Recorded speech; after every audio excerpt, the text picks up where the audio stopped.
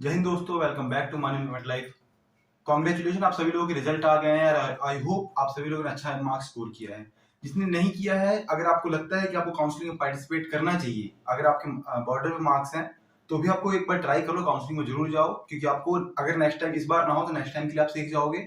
और जिसको डेफिनेटली है कि उसको रैंक मिल जाएगी, उसके रैंक ऐसे है कि उसको कॉलेज मिल जाएगा, उसके लिए वीडियो है जिसमें आज मैं बताने वाला हूँ कि जनरली किसी कॉलेज में आपको क्या क्या डॉक्यूमेंट्स पहले से रेडी करके रखना पड़ता है at the moment of admission के टाइम पे जब रिपोर्ट करने जाओगे तो आपको क्या क्या चाहिए पड़ेगा। ये वीडियो पूरा देखना, छोटी सी वीडियो होगी लेकिन आपकी बहुत ज्यादा इंपॉर्टेंट है आपके एडमिशन प्रोसेस के लिए, ताकि आप कोई भी जो डॉक्यूमेंट पहले से रेडी करना हो वो आप मिस ना करें। तो चलिए इस वीडियो को शुरू करते हैं। तो सबसे पहले हम देखते हैं कि ये जो मैंने दिखाया ये प्रॉपर एक नोटिस है, ऑफिशियल नोटिस है Vardhman Mahavir medical college Safdarjung hospital का, जो कि हमारा कॉलेज है, और जिसने क्या क्या डॉक्यूमेंट्स हमसे मांगे थे। मोर और लेस सभी गवर्नमेंट कॉलेज में इतने ही डॉक्यूमेंट्स मांगे जाते हैं, तो आप एटलीस्ट ये डॉक्यूमेंट्स को जरूर रेडी करके रखें। तो सबसे पहले बात करते हैं कि जिनका भी एडमिशन हो चुका है उनके पास ये सभी डॉक्यूमेंट्स की सेल्फ अटेस्टेड फोटोकॉपीज होनी चाहिए। टू सेल्फ अटेस्टेड फोटोकॉपीज होनी चाहिए। देखिए लिखा हुआ है, साफ साफ लिखा हुआ है, list of required documents at the time of reporting at VMMC and STH for the purpose of MBBS admission via UG counselling. तो दो कॉपीज होनी चाहिए सभी सभी डॉक्यूमेंट्स की। जो प्रोविजनल लेटर आएगा जब आपको कॉलेज अलॉट हो जाएगा उस टाइम पे आपका जो अलॉटमेंट लेटर आएगा वो होना चाहिए आपके पास। नीट का जो एडमिट कार्ड था, जो एडमिट कार्ड आपने अगर संभाल के रखा हुआ है, जो आपके दे गए थे तो वेल एंड गुड, नहीं तो आप नया प्रिंट करके निकाल सकते हो, उसमें कोई दिक्कत नहीं, उसमें कोई इशू नहीं उसका। सेकंड की रैंक लेटर रिजल्ट, जो रिजल्ट आया आपका, जो रिजल्ट अपने 7 तारीख को आया है, उस रिजल्ट को आपको प्रिंट आउट आपका हार्ड कॉपी में होना चाहिए। अगर रैंक का मतलब रैंक और रिजल्ट जो है दोनों एक ही में होता है तो अपना वो होना चाहिए। क्लास 10th का सर्टिफिकेट, जो कि कुछ बच्चों का अगर जो 18 बैच है उससे पहले वाले उनका बड़ा सा सर्टिफिकेट, कम मार्कशीट एक ही होगी, और जो 18 के बाद है उनके पास सर्टिफिकेट और मार्कशीट अलग अलग हो सकती है, या फिर एक में भी हो सकता है, ऐसा कोई इशू नहीं। आप देख लेना कि सर्टिफिकेट का मार्कशीट है, सिर्फ सर्टिफिकेट और मार्कशीट अलग अलग है। 10th की सर्टिफिकेट, 10th की मार्कशीट वो एक भी हो सकती है, दो भी हो सकती है, ठीक है। उसके बाद क्या है, 11th की मार्कशीट। 11th की मार्कशीट बहुत ज्यादा इंपॉर्टेंट है। देखो अगर आप दिल्ली में ले रहे हो एडमिशन तो आपको 11th की मार्कशीट होना जरूरी है, क्योंकि यहाँ पे चेक किया जाता है कि आपने 11 12 दिल्ली से किया है कि नहीं। दिल्ली के डोमिसाइल की 11 12 अगर किसी बच्चे ने दिल्ली से किया है तो उसको दिल्ली कोटा 85% मिल जाता है। तो इसलिए आपके पास 11th की मार्कशीट ये सबसे ज्यादा इंपॉर्टेंट चीज है। अगर किसी के पास नहीं है, अपने स्कूल में जाकर के इशू करवा सकते हो इस चीज को, कोई ये आराम से स्कूल से बन जाता है, कोई दिक्कत नहीं होगी इसमें, ठीक है। आपके एडमिशन के लिए बहुत ज्यादा इंपॉर्टेंट है। उसके बाद ये क्लास 12th का सर्टिफिकेट, वो जो बोर्ड सर्टिफिकेट होता है, और क्लास 12th की मार्कशीट, ये तो कंपलसरी, ये डॉक्यूमेंट जो आपके पास पहले से भी रेडी एटलीस्ट होने चाहिए, ये पहले से रहेंगे आपके पास। 8 पासपोर्ट साइज फोटोग्राफ, ठीक है। अब देखो क्या होता है, पासपोर्ट साइज फोटोग्राफ जो क्या होता है वो 2 थंब साइज होता है। देखो जो 2 थंब होता है ना, देखो पासपोर्ट में अलग अलग साइज बना दो, तो 2 थंब अपना मिला दो, उतना बड़ा जो फोटोग्राफ होता है वो आप लेके रहना, ठीक है। उसके बाद character certificate from head of institution from qualifying exam was pass. देखो क्या होता है, अगर आप जस्ट 12th की बात हो तो 12th के बाद कैरेक्टर सर्टिफिकेट एक कॉलेज सॉरी स्कूल से मिलता है हमें, जहां से हमने 12th किया है वहां से मिलता है कैरेक्टर सर्टिफिकेट, जो कि 6 महीने के लिए वैलिड रहता है, ठीक है। अगर आप ड्रॉपर हो तो आपको कैरेक्टर सर्टिफिकेट हो सकता है आपका स्कूल ना दे। अगर आपका स्कूल आपको कैरेक्टर सर्टिफिकेट नहीं देता है तो आपको नोटरी से, कोर्ट से वो चीजें लिखवानी पड़ती है, ठीक है। आई गेस आपको क्लियर है।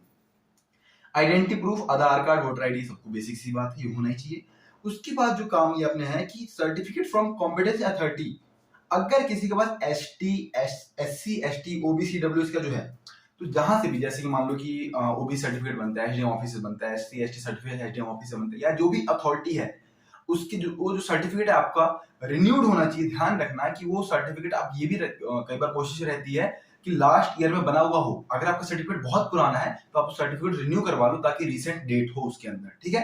काउंसलिंग स्टार्ट होने से पहले की डेट होनी चाहिए, इस बात का ध्यान रखें, क्योंकि एक बार 2019 में ऐसा इशू हो गया था कि काउंसलिंग हुई थी 23 तारीख से स्टार्ट, मान लो किसी भी 23 मई से स्टार्ट हुई काउंसलिंग, ठीक है।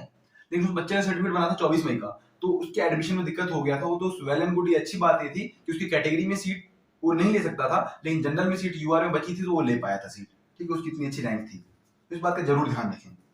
उसके बाद क्या, माइग्रेशन सर्टिफिकेट और ट्रांसफर सर्टिफिकेट। क्या होता है, जब हम स्कूल से 12th के बाद निकलते एक छोटा सर्टिफिकेट मिलता है ब्लू कलर का, माइग्रेशन सर्टिफिकेट होता है, वो भी आपको सबमिट करना जरूरी है, वो आपको लेकर के आना जरूरी है, रेडी रखना जरूरी है आपको, ठीक है।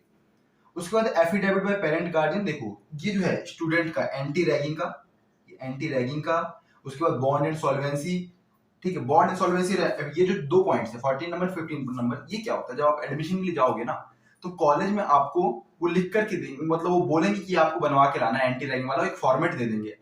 मोस्ट ऑफ आपको वो फॉर्मेट दे देंगे, या फिर आप नोटरी किसी भी नोटरी में जाओगे, मतलब किसी भी कोर्ट में जाओगे, तो वहां पर जाकर जो उनका काम ही वही होता है, वो उनके पास प्रॉपर फॉर्मेट पूरा पहले से रेडी रहता है, बस आपको वहां पर अपना नाम, पेरेंट्स नेम, अपनी डिटेल्स भरवानी होती है, स्टैंप लगवा करके फिर पेरेंट्स से उसको साइन करवा लेना है। नोटरी से स्टैंप होना चाहिए, फिर पेरेंट्स से साइन करवाना है, ठीक है। उसके बाद ध्यान रखना, ये जो गैप सर्टिफिकेट है, ये जो है ये सिर्फ ड्रॉपर्स के लिए है, फ्रेशर्स के लिए ये चीज नहीं है, ये सिर्फ ड्रॉपर्स के लिए है। तो इस बात का जरूर ध्यान रखिए कि ये चीज करवा ले। तो गैप सर्टिफिकेट बनाना जरूरी है। आपने कितने साल ड्रॉप लिया, 1 साल, 2 साल, 3 साल, 4 साल, जितने साल भी ड्रॉप लिया उसको लिखना पड़ेगा आपको कि इस साल में यहाँ पर था, उसको गैप सर्टिफिकेट कहते हैं। या फिर मैं प्रिपेयर कर रहा था, या फिर मैं कुछ और कर रहा था, जो भी चीज थी आपको गैप सर्टिफिकेट में लिखवाना पड़ता है, ठीक है। उसके बाद ये जो है पीडब्ल्यूडी सर्टिफिकेट, पीडब्ल्यूडी सर्टिफिकेट क्या है कि आपने एमसीसी की नोटिस देखा होगा, उसमें अलग अलग जगह के नाम दे रखा है कि आपको यहाँ से पीडब्ल्यूडी सर्टिफिकेट इशू होना चाहिए, जो कि एक सेंटर हमारा बीएमसी एंड सफदरजंग भी है। तो आपको वहां से जो पीडब्ल्यूडी सर्टिफिकेट है वहां से वो इशूड होना चाहिए, ये बात का जरूर ध्यान रखना, वो वहीं से इशूड होना चाहिए या फिर वहां से वेरीफाइड होना चाहिए। आप एक बार जरूर रूल रेगुलेशन को देख सकते हो, क्योंकि एडमिशन के टाइम पे एट द मोमेंट तो सारी चीजें पॉसिबल नहीं हो पाती है। आपको सभी टाइम हो, इन सब चीजों को रेडी करके रख लो, ठीक है। ये जो 2 फोटोकॉपी सभी सेट का आपको रख के लेके आना है, ये बहुत जरूरी चीज है, ठीक है। बाकी इसमें और कोई ज्यादा इंपॉर्टेंट वाली बात नहीं, ये स्पेशली ये जो चीज थी जो मुझे बताना था, ठीक है। बाकी उसके अलावा कोई ज्यादा टेंशन लेने वाली बात नहीं है। एक बात बता दूं कि आपको जितने भी सर्टिफिकेट आप सबके क्या होता है, एडमिशन टाइम पे सारे ओरिजिनल सर्टिफिकेट आपको सबमिट हो जाते हैं, और जब आपको डिग्री मिलती है आपके एमबीबीएस की, उसके साथ वो सर्टिफिकेट आपको वापस मिलते हैं। तो ध्यान रखना, सभी लोग अभी घर पे पहले, सबसे पहले शांति से जितने डॉक्यूमेंट्स है आपके सबकी सॉफ्ट कॉपी बना के अपने पास रख लो, क्योंकि कई बार बीच में बहुत ज्यादा जरूरत पड़ती है, किसी स्कॉलरशिप के लिए अप्लाई करना, किसी बैंक लोन के लिए अप्लाई करना, किसी भी चीज के लिए अप्लाई करने के लिए ना हमें सॉफ्ट कॉपी चाहिए होता है। सॉफ्ट कॉपी तो चाहिए होता है, वो तो जरूरी होता है, इसे सॉफ्ट कॉपी बना के रख लो। अगर आपको, क्योंकि बाद में क्या होता है कि आपको क्या प्रूफ है कि आपको जो है आपके सर्टिफिकेट है वो कॉलेज के पास है, तो कॉलेज आपको लिख कर दे देता है, तो वो बाद में एफिडेविट मतलब बोनाफाइड मिल जाता है, उसकी टेंशन मत लो। लेकिन आप सॉफ्ट कॉपी जरूर बना के रख लो, बहुत इंपॉर्टेंट चीज है, ठीक है। बाकी इसी चीजों के साथ मैंने ये वीडियो को खत्म करता हूँ। ये जो पीडीएफ है, ये नोटिस जो है, ये हमारे चैनल पे मिल जाएगा, टेलीग्राम चैनल पे, लिंक डिस्क्रिप्शन में दिया हुआ है, आप जाकर वहां डाउनलोड कर सकते हो, सभी डॉक्यूमेंट्स को रेडी कर लो। तब तक के लिए टाटा, बाय बाय, नमस्ते, जय हिंद।